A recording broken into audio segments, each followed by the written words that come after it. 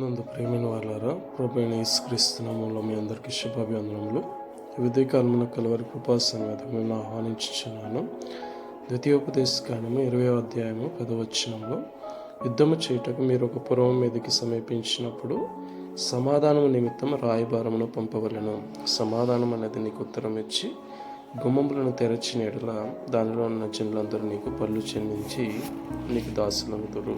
దేవుడైన యెహోవా ఇశ్రాయేలులు యుద్ధము చేయుటకు చేయవలసిన న్యాయమును క్రమమును దేవుడు నేర్పిస్తూ, ఒక పట్టణం మీదకి యుద్ధమునకు వెళ్ళినప్పుడు మొదట రాయబారం పంపించి సమాధానం అని వారిని అడిగినప్పుడు వారు ఉత్తరం ఇచ్చి తెరచిన ఇలా గుమ్మములను దానిలో జిల్లందరూ కూడా మీకు పన్ను చెల్లిస్తారు. అలాంటప్పుడు వారి మీద యుద్ధం చేయవలసిన అవసరత లేదు అని దేవుడు సెలవిచ్చిన మాటను జ్ఞాపకం చేసుకోవాలని ప్రభు పేరట మనం చేయించున్నాను.